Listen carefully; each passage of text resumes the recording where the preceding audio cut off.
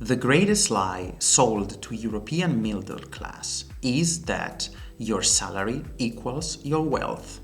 This can't be true. Say your salary climbs up to 5k net a month, but your lifestyle eats up 80% of that. What are you left with? The same purchasing power as someone that earns minimum wage. Today we're auditing the European wealth ladder, and we are looking at pragmatic differences between an income of 1, 2, 3, 4, and 5k net a month, respectively.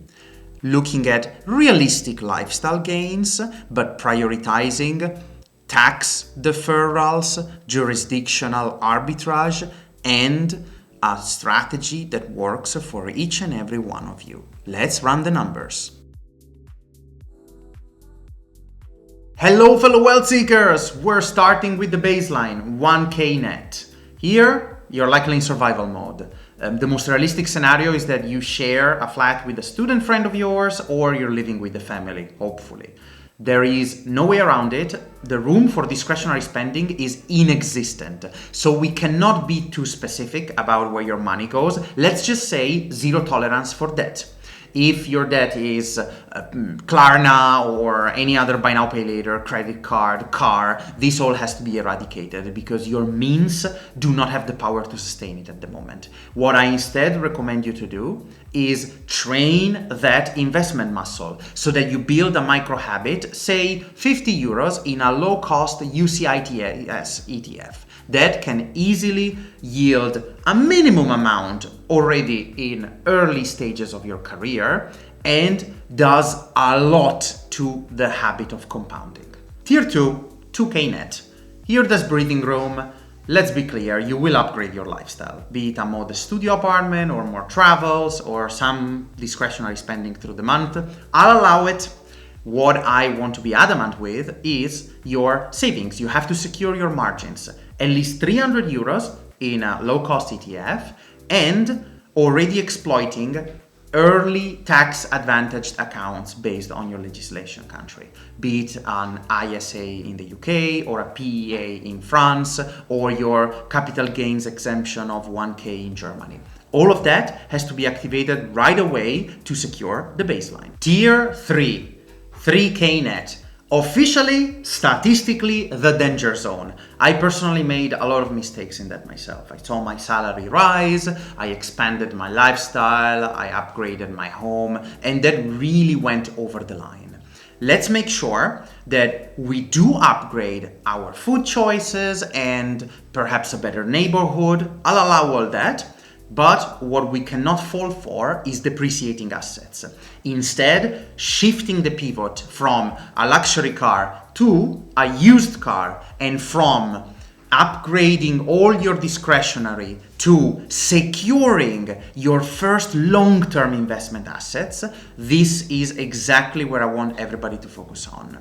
You will have 50% of your savings go into your usual low-cost ETF and 50% to a government bond or a fixed-term deposit that will actually serve as a cushion to build up the down payment of your first home or rental asset for the future.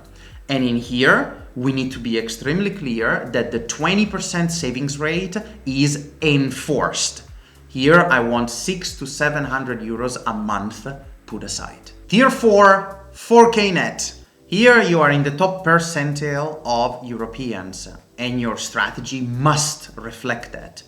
After you exhausted all the possible company matches for integrative pension funds, and after you've had enough on a side for a deposit and a down payment for the house, I want you to pick the home that will be yours for the next decade or so. That will be your primary factor against depreciation or rent increase through the mechanisms of home appreciation, the basic brick and mortar logic. In here, at least 1,000 must be deployed as a savings, perhaps 400 to 500 to ETFs, and equally 500 to 600 to your primary home. All the rest is mortgage expenses, and slight increases in your discretionary expenses. Perhaps you travel a bit more, but let's keep that primary residence in mind. Lastly, 5K and beyond. Your lifestyle is obviously high, but heavily optimized. Think everything you can do within state sponsorships and tax-deductible schemes to lower your income tax bracket, which is obviously very high at this stage. Potentially co-investment from the state to renovate your home or to buy a secondary asset, perhaps a house in the countryside, or deploy even more towards a bit more speculative assets, not necessarily diversified, low-cost, basic global ETFs.